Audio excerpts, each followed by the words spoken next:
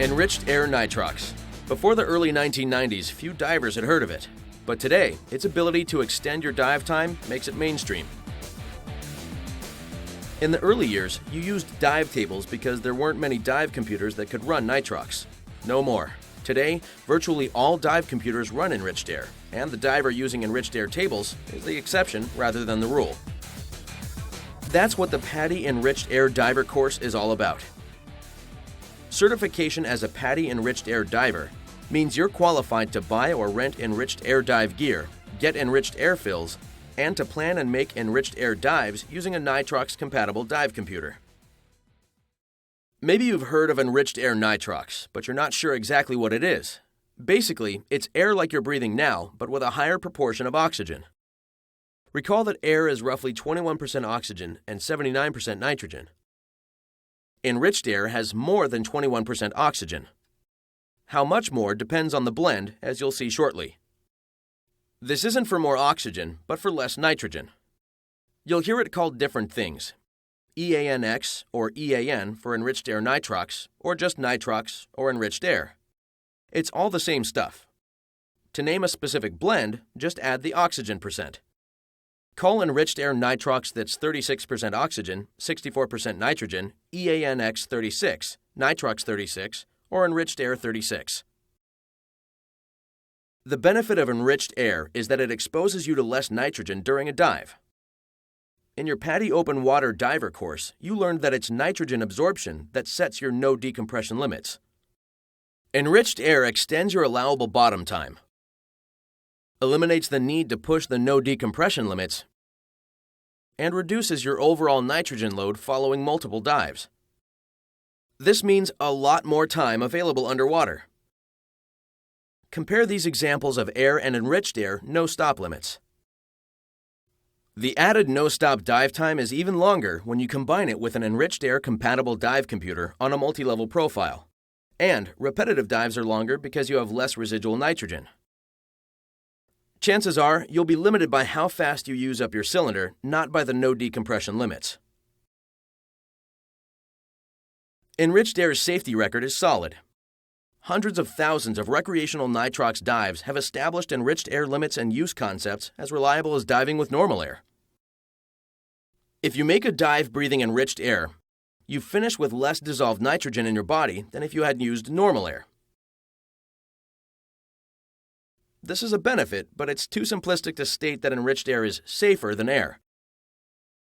As you'll see, higher oxygen levels create a potential hazard that hardly exists in air diving. The decompression illness, DCI, incidence rate is very low in recreational diving. Simply switching to enriched air would not be expected to change the rate significantly.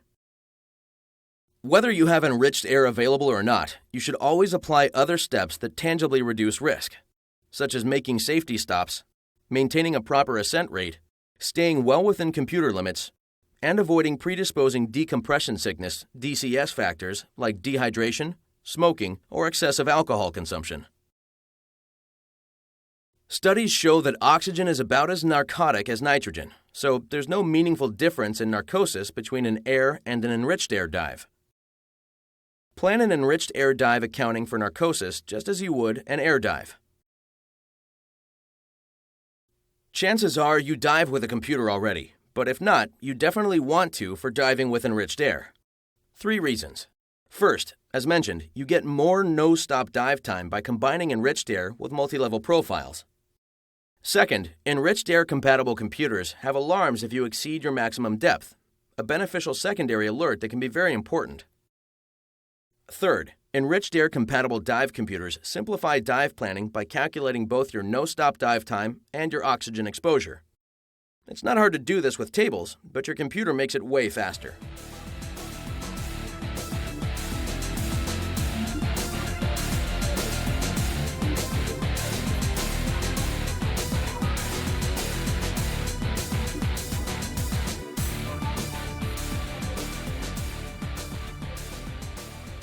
The primary concern regarding enriched air and dive gear is the high oxygen content.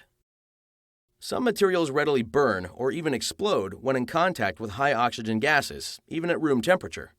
Several guidelines apply to all your gear except the cylinder to address this concern. The common dive community guideline is that you can use scuba regulators, BCDs, SPGs, and alternate air sources with enriched air blends with up to 40% oxygen without modification. Above 40%, the equipment must meet oxygen service specifications, which requires special materials and cleaning.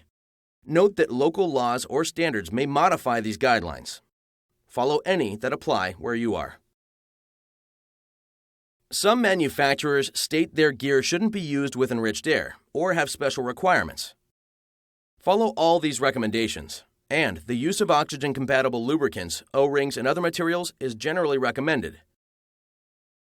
Have your regulator serviced as recommended by the manufacturer, preferably by a scuba technician qualified to work on enriched air equipment.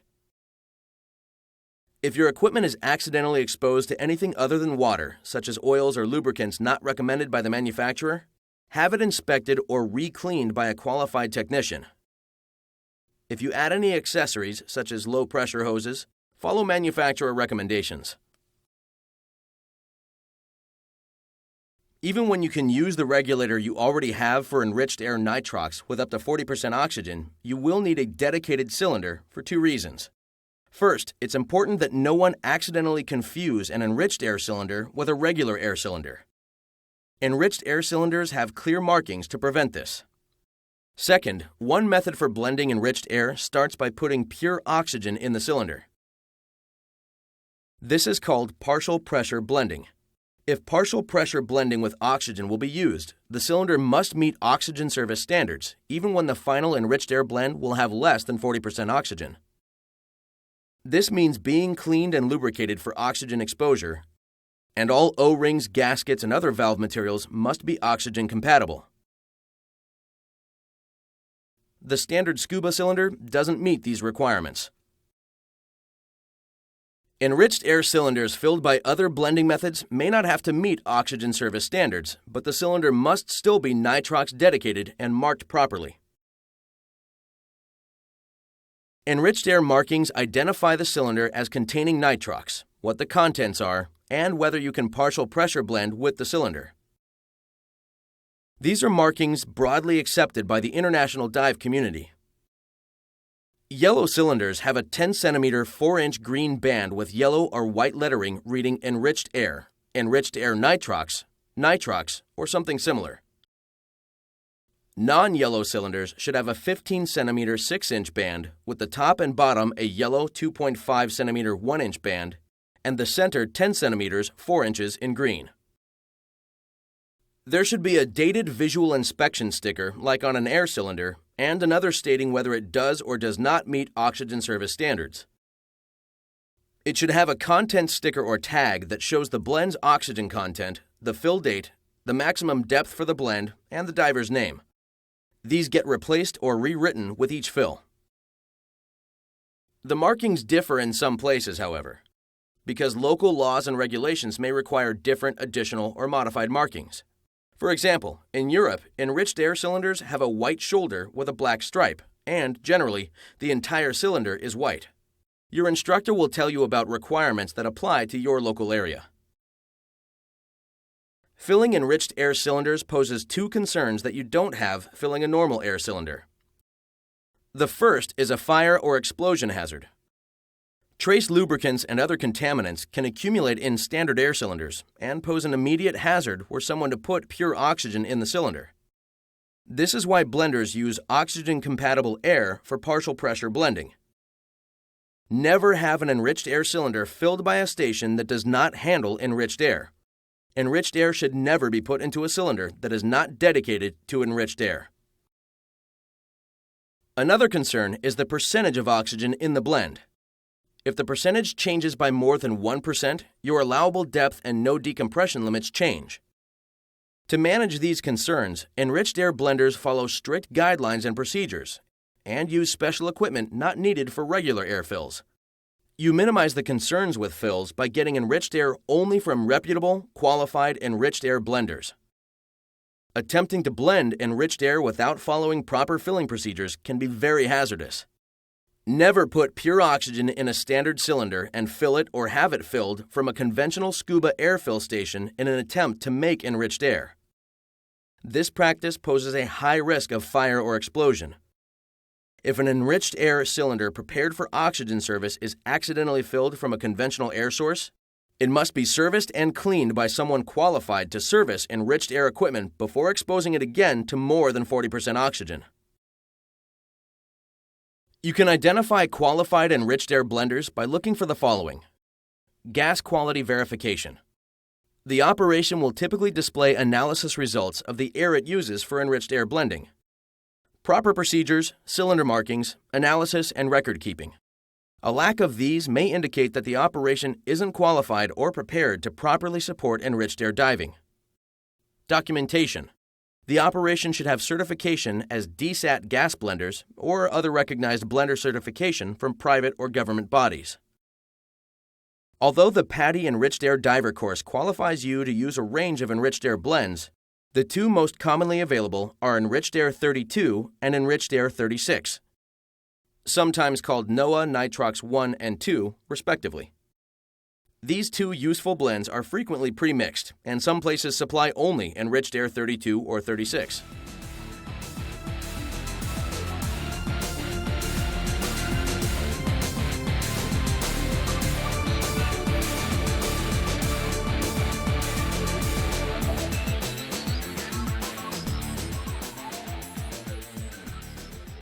Using air within recreational limits, oxygen exposure is not really an issue, but it can be an issue when diving with enriched air.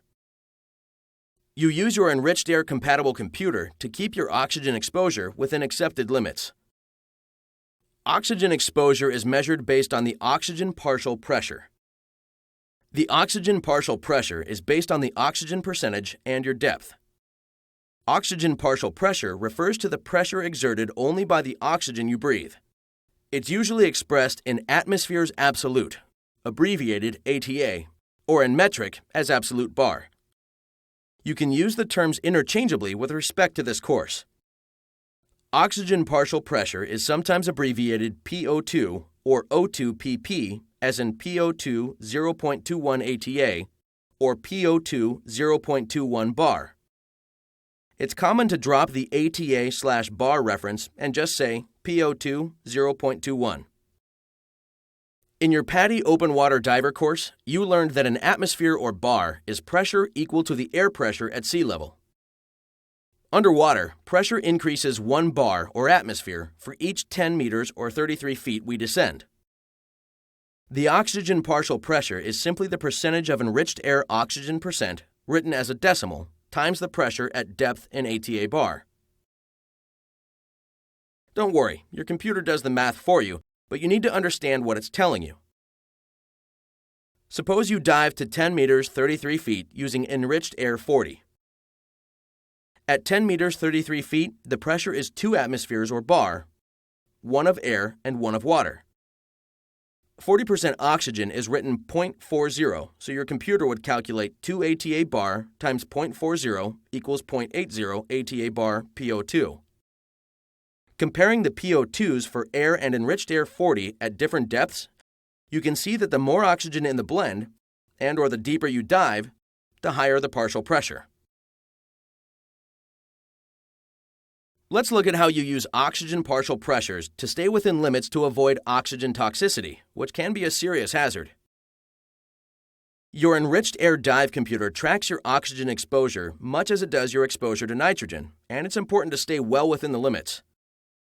Oxygen exposure limits relate entirely to the oxygen partial pressure. The oxygen PO2 at 10 meters 33 feet using Enriched Air 40 is 0.80 ATA or bar. At 12 meters 40 feet using Enriched Air 36, you would have the same partial pressure. Your oxygen exposure limits would be the same for either dive, as your dive computer would show the same oxygen exposure limits. Besides oxygen exposure over time, you have to stay within the oxygen partial pressure limits regardless of time. The maximum oxygen partial pressure limit for enriched air diving is 1.4 ATA bar. You plan your dives so that you don't exceed the depth at which the blend you're using reaches 1.4, or even better, less than 1.4 to give you some margin for error. This means if your planned dive would exceed 1.4, you need to either choose an enriched air with less oxygen or plan a shallower dive, or both.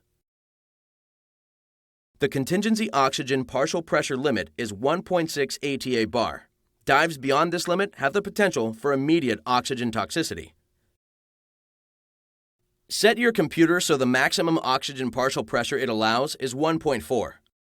Most computers will let you do this, or are preset for this limit. Almost all models alert you if you exceed this limit. Some also display your current PO2 throughout the dive. Your instructor and/or the manufacturer literature can give you specifics about your computer.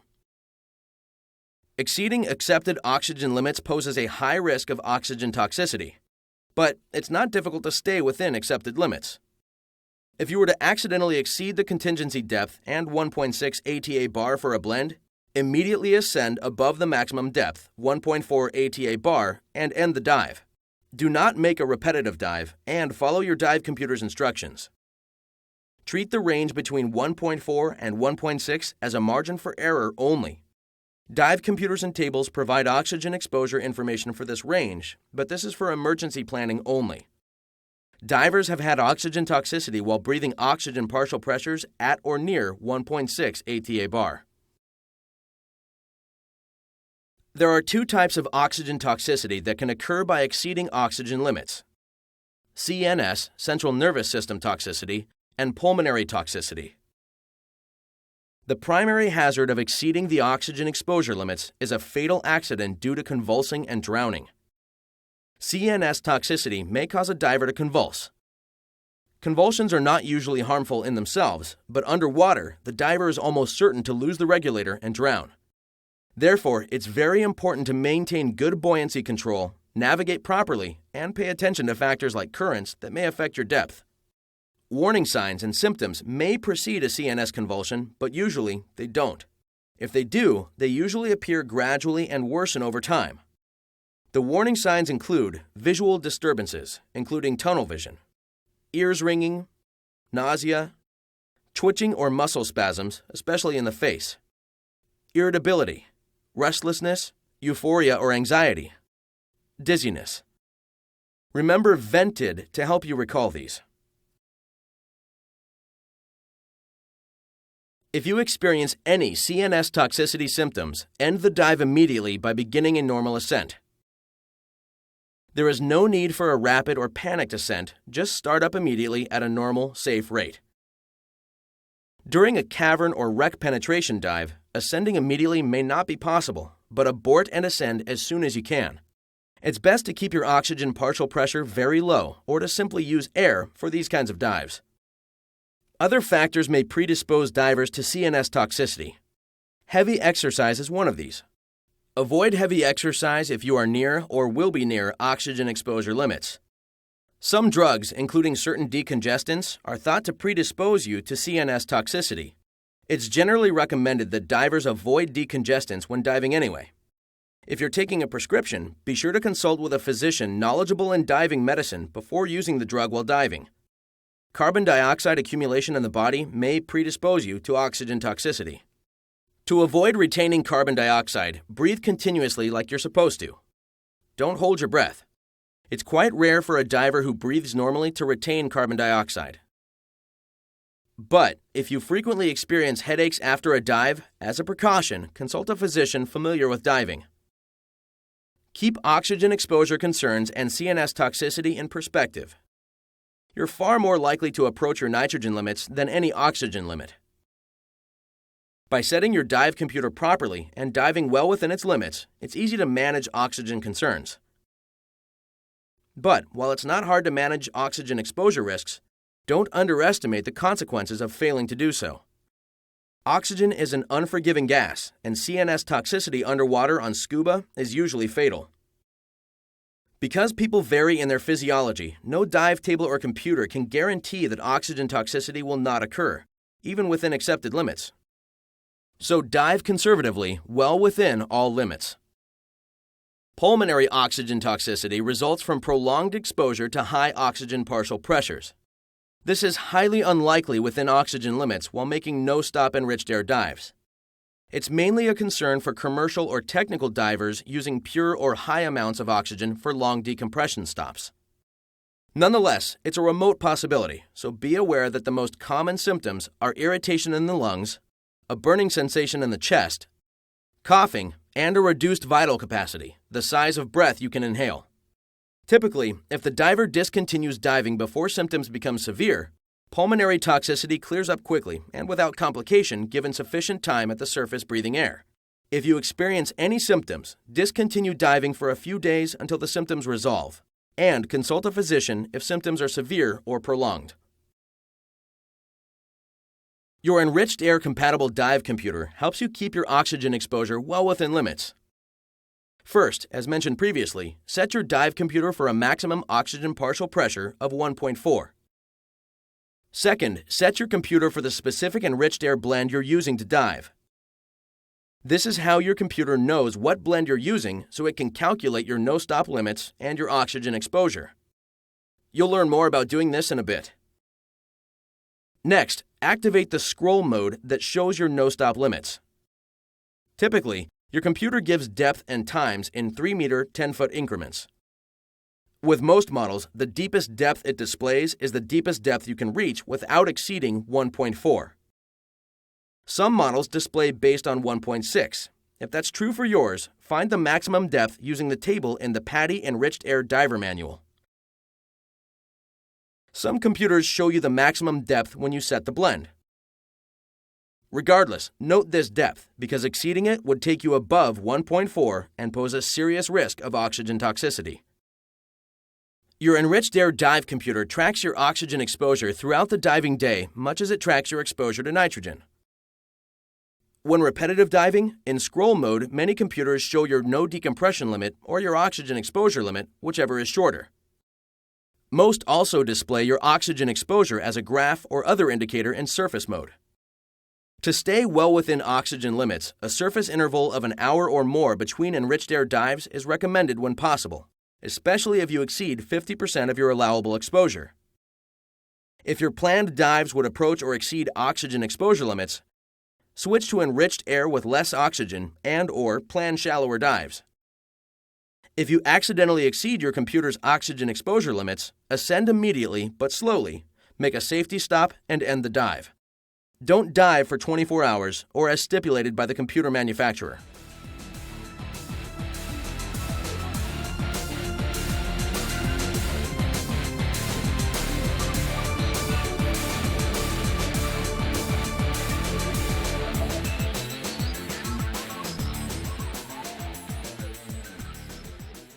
Before diving with a cylinder of enriched air nitrox, you analyze it to confirm the oxygen percentage.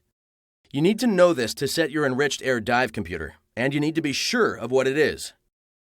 Even though the blender analyzes the fill, you must personally verify the oxygen analysis of the cylinder. Do not dive with a cylinder of enriched air if you have not personally verified its contents. There are no exceptions. Usually, you do the analysis, but sometimes another qualified person does it while you watch to personally verify the oxygen content on the oxygen analyzer.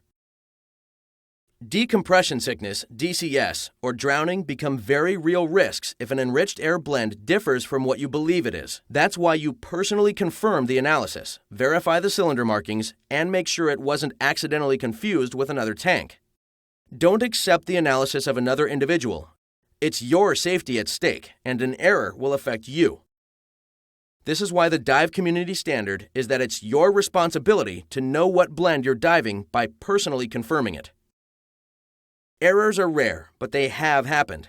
Cylinders have been confused, mismarked, or improperly refilled, and it was the diver's personal analysis that caught the error. This is why your name is on an enriched air cylinder you will use. If there's ever any question about an enriched air cylinder's contents, or whether cylinders may have been confused, reanalyze it. It's a good practice to reanalyze just before the dive in any case. In most situations, you analyze the oxygen in your enriched air cylinder yourself. Sometimes another person does it while you watch. Either way, you need to know how to use an oxygen analyzer. Popular oxygen analyzers come in different sizes and types. Whatever model you choose, for analyzing enriched air, you need one that reads to 0.1%. Different analyzers may differ somewhat in how you use them, but all generally follow the same steps. Start by turning the analyzer on and calibrating it. The simplest method is to calibrate for air. The preferred method is to flow air from a scuba cylinder slowly across the analyzer's sensor from a flow meter or restrictor. Turn the calibration knob until the analyzer reads 20.8% to 21% as specified by the manufacturer. Next, switch to your enriched air cylinder. When opening the valve on an enriched air cylinder, open the valve slowly. This reduces the heat associated with rapid pressurization, helping minimize oxygen fire concerns. Flow the enriched air into the analyzer at the same rate you used for calibration. A higher or lower rate may make your analysis inaccurate. Allow any air in the valve, lines, and flow device to clear and wait for the reading to stabilize. The standard of practice for enriched air is plus or minus 1%. Minor variations, less than 1% between the blender's analysis and yours, are normal. But confirm a substantial variation with another analyzer. Most enriched air computers use 1% increments. Round up or down to the closest whole percent. That is, for example, round 31.2% to 31% and 31.8% to 32%, unless the computer manufacturer makes a different recommendation. A few pointers will help you get an accurate analysis. Enriched air partial pressure blended in your cylinder may need 30 minutes to an hour to mix evenly before analyzing. Rolling the cylinder back and forth may speed this process.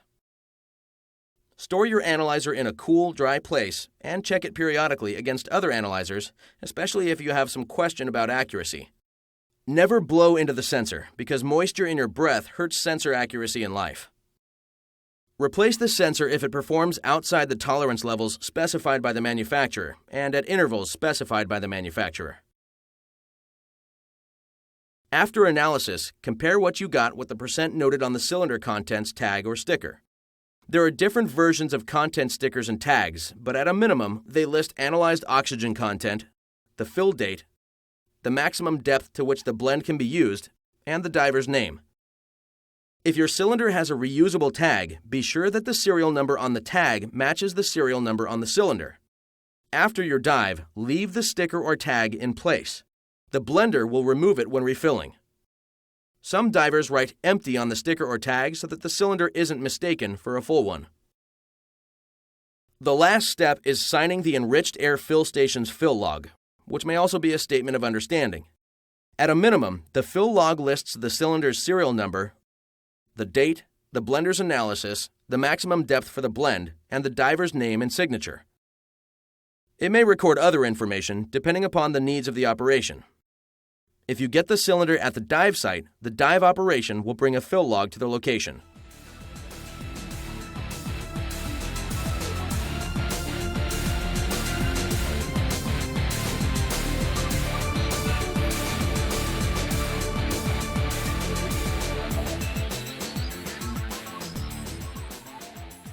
Today, the vast majority of divers use dive computers.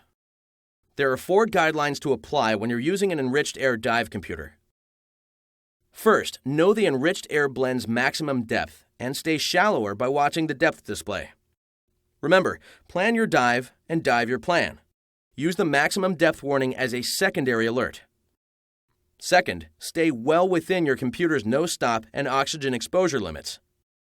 If you begin to near a limit, ascend until your computer displays a longer limit. Stay that shallow or shallower for the rest of the dive. Third, every diver needs an individual enriched air dive computer set for the blend the diver is using. Variations in depths and blends can result in different no-stop times and oxygen exposure, so sharing isn't appropriate. As you would when diving air, stay within the limits of whichever buddy's computer gives the most conservative readings. Fourth, whether diving with air or enriched air, make safety stops and follow conservative diving practices. Let's look at setting your dive computer for your enriched air blend in more detail. How you do this varies from model to model, but with most, you enter a set mode by pressing a button or electrical contacts. Typically, you're in the set mode when the oxygen percentage blinks, indicating it's waiting for you to change it. Next, you scroll the percentage by holding a button or touching contacts, usually in 1% increments. Then lock in the desired number by holding or pressing another button or contacts. Remember to round to the closest 1% from your analysis. You'll do this before each dive during the course with your instructor at hand to help. After you've done it a couple of times, it's second nature. After a dive, most Enriched Air compatible computers clear their settings and require you to reset them before you dive again. If you forget, most go into some kind of error mode, such as defaulting to a worst-case impossible mix of 79% nitrogen, 50%, or even 100% oxygen, which causes the computer to severely limit your no-stop time, depth, and allowable oxygen exposure. It's often obvious that you forgot to set the computer, and you can surface, set it, and continue the dive. But if you don't surface immediately, after diving with a computer you forgot to set, you'll have to wait for the computer to clear, usually 12 hours, before diving with it again. The exception, by the way, is that if set for air, most models stay set for air, dive after dive, until you change it. The error mode occurs only if you had set it for something other than air and failed to set the blend for the next dive. See the manufacturer's literature for specifics about what your dive computer does if you forget to set the blend. Dive computer failures are very rare. Nonetheless, if it happens during a dive, immediately ascend, make a safety stop at 5 meters 15 feet for 3 minutes or longer, and end the dive. It's recommended that you back up your Enriched Air dive computer by writing down your Enriched Air blends, maximum depth, bottom times, and surface intervals. If your computer fails, then one option is to use tables to continue diving. Another option is wear a second, backup Enriched Air computer so you can continue diving if your primary one conks out. If you don't have any type of backup, then don't dive for at least 12 hours or longer, if specified by the manufacturer, before resuming with a working dive computer.